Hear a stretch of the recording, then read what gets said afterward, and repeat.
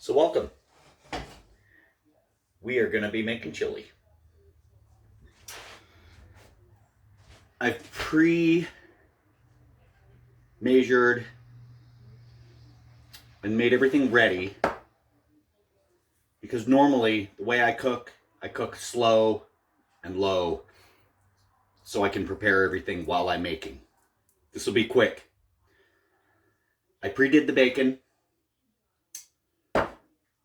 kept the bacon grease, all the goodies, and I did not end up with a lot of bacon grease. So we're going to add a little bit of avocado oil. Get that going in there. Crank up our heat some. It's already heated, so onion. That's a whole onion, whatever you got. That's a white onion. I got yellow onion in there.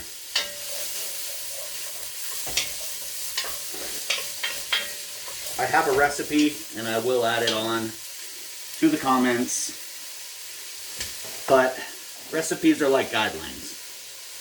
And chili, it's what you got. So there's a few things I don't have that I'm going to be working around, and a few things I'm adding. So we're going to cook these onions down. Use your discretion, however you like them. I like my onions cooked good. But I'm working on high today, so, 3 to 4 minutes so they're nice and fragrant. I'm also going to add my peppers in there. That's about 3 cups of green, red, and a yellow pepper. Put that in there. I don't know if this thing will get any hotter. I'm used to working in kitchens, professional kitchens, so either way, it's chili. Going for it. So, as I said, I prepared everything. Got the onion going, got the peppers going. The jalapeno, I know I put 1 large jalapeno in there. That can vary, however hot you want it. I didn't have 1 large jalapeno. I had 3 little baby, really hot jalapenos from our garden. So that's what I'm using.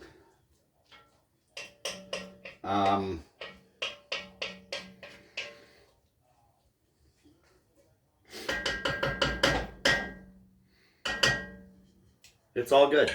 It's chili, so use what you got on hand.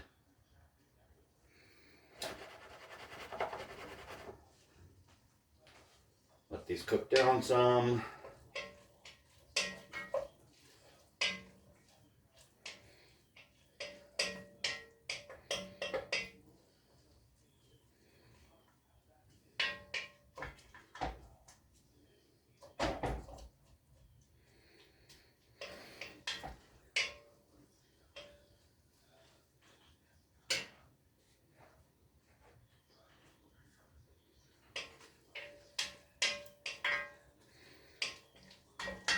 Also, when I'm starting cooking something, onions, peppers, get a little salt in there. Helps get the flavors out. I happen to have Himalayan pink sea salt sitting next to the stove because we use a lot of salt while it's cooking.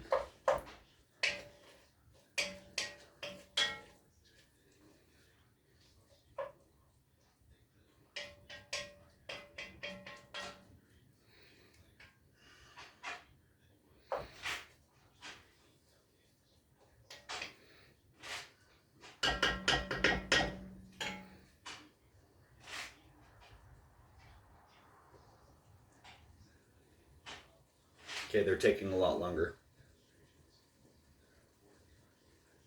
Guess that's why I cook slow and low.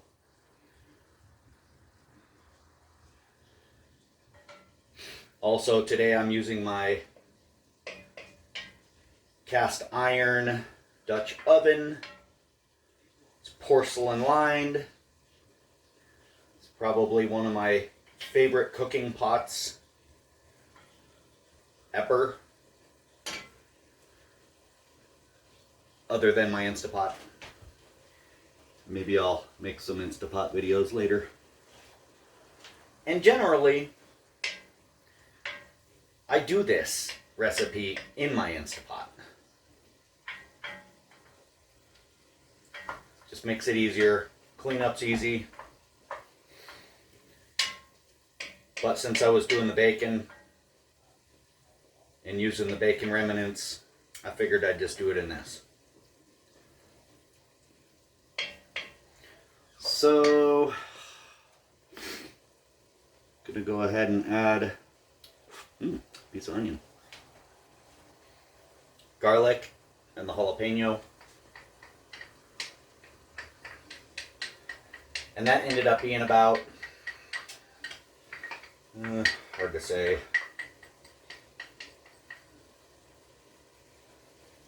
half of that. Jalapeno and garlic. So I think I put a little more garlic in it today than normal. But that's fine.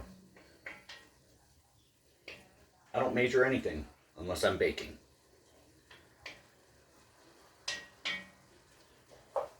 So there goes some flavor going on in there.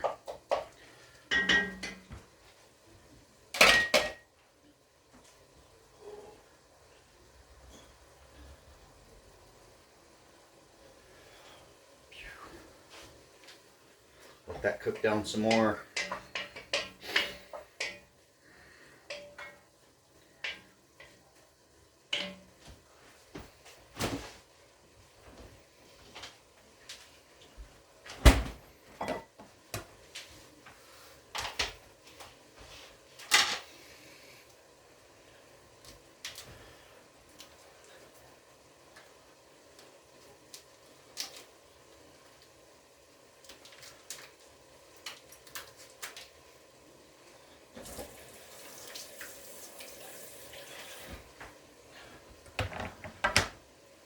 Of course, I didn't get my beef ready.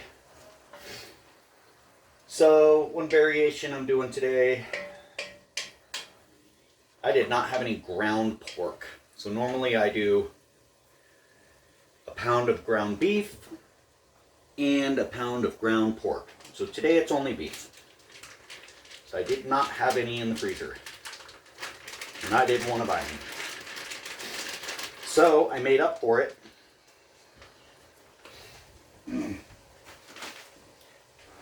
with the bacon. So get this broken up a little bit. Let it start cooking down. So yes, I made up with. So yes, I made up for the lack of ground pork with extra bacon. So I pre-cooked. It's about a 12-ounce packet of thick cut hickory smoked bacon. Pre-cooked that. Saved the grease. Used that to start my onions.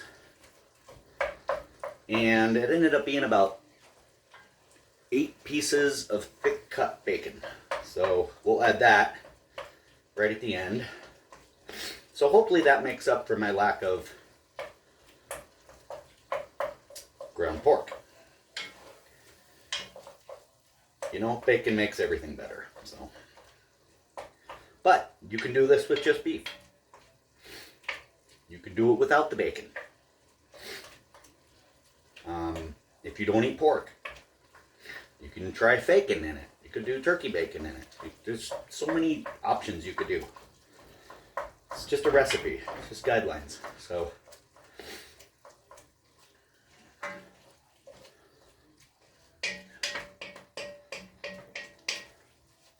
So I let this go till the beef's about 50% cooked. Beef and pork, or whatever. You you don't really want it to be fully cooked. Just get it kind of going. Because obviously it's chili. It's going to cook longer. So it will finish off when you're cooking it down. So next, okay, brown sugar. Acting up with me, aren't you, brown sugar? So we're going to add the brown sugar in there. And that's one of those things too, you don't really have to put brown sugar in it, but I've noticed for it to be award-winning, the brown sugar kind of helps that sweetness happen. And then all of my spices that I pre-did. The cinnamon that I use, that's actually one of the secret ingredients for a lot of people. And then, since we're in the festive mood, I put about a 1/4 teaspoon of clove and a 1/4 teaspoon of ginger in here today. So we're going to see how that turns out. I don't like getting creative or anything, but today, you're going to see what happens. So get all my seasoning in there.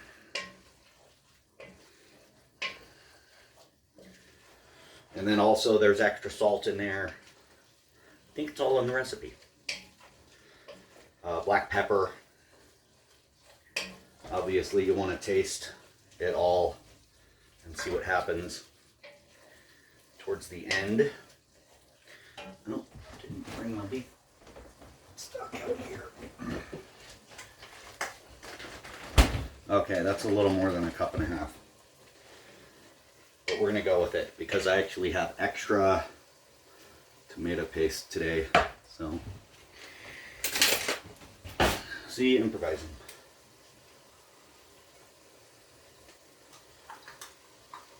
So now we're going to throw in the rest of our ingredients. So, I'm just kind of getting my tomato paste in there early, get it heated up, get it broken down a little. Get all of that out of there. All of that goodness. Yeah, good. Okay. Today I've got Simple Truth Organic, fire roasted, diced tomatoes in tomato juice. We're going to put all that in there with the juice. It's going to help that thickening. This here was just a can of good old Great Value mixed chili beans. We're also going to keep the juice in there. Use all that juice.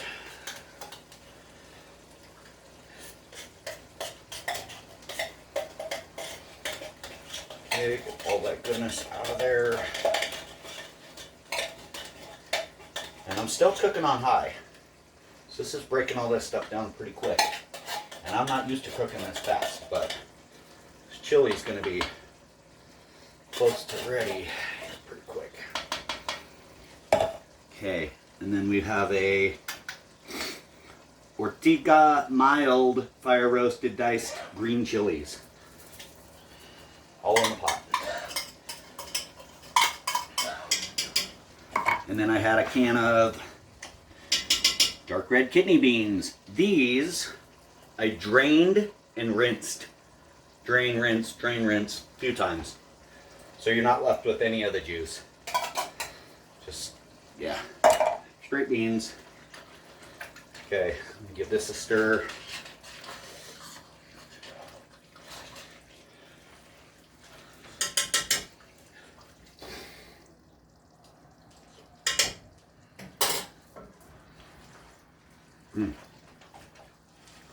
It's already good.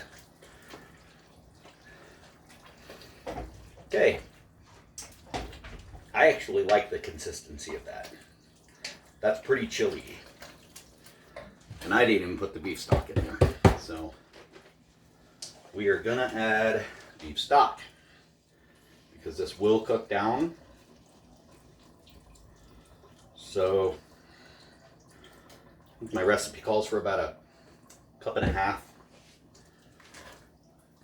I don't like thin chili. I like it more thick. But if you're going to have chili for days, you might as well start thin, because towards the end days of your chili, it's going to end up really nice and thick. And depending how long you cook it for after this, it's going to depend. I'm actually probably just going to put the rest of this in here. This is about, it's probably about two cups left in there. So good enough for me.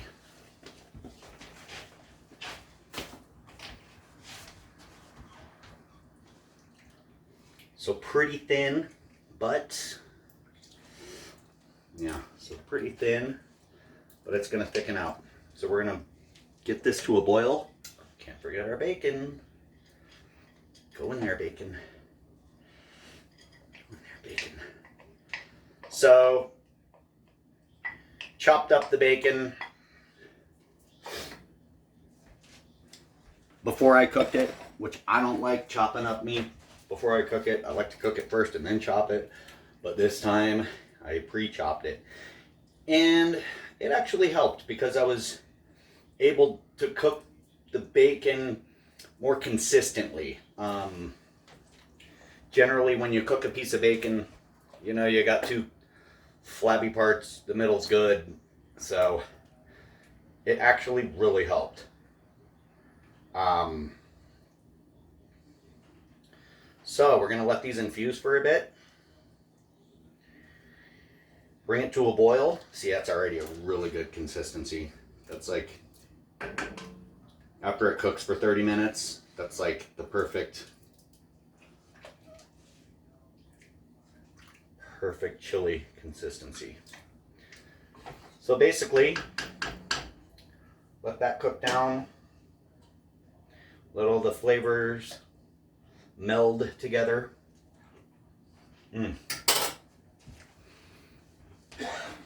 Salt, pepper to taste. I think the seasonings are pretty good today. So bring it to a boil for 2 minutes and then let it simmer for 30 minutes, unless you got more time, because the more time, the better. And I actually like to make my chili the night before. So heat it up, you let it cook, and then you bring it cold, let it sit in the fridge all night, and then you heat it back up. That's when it's really good, because it had the night. Let all those flavors meld together. And then obviously, whatever you like to top your chili with, you can. I like shredded cheddar, sour cream, and Fritos. That's just me though. So we're gonna put a top on this. It's not quite boiling yet, but I'm gonna check on it after a couple minutes and let her simmer for about 30 minutes, and then I'm gonna serve it. So thanks for watching. Hopefully more videos to come. All right, she's been simmering for about 30 minutes. That's the minimum time, I feel, so you can serve. So you should serve. Smells delicious. Tastes even better. I like the ginger, a little bit of ginger and clove in there. Gives it a little extra spicy kick to it. Not really spicy, maybe pumpkin spicy.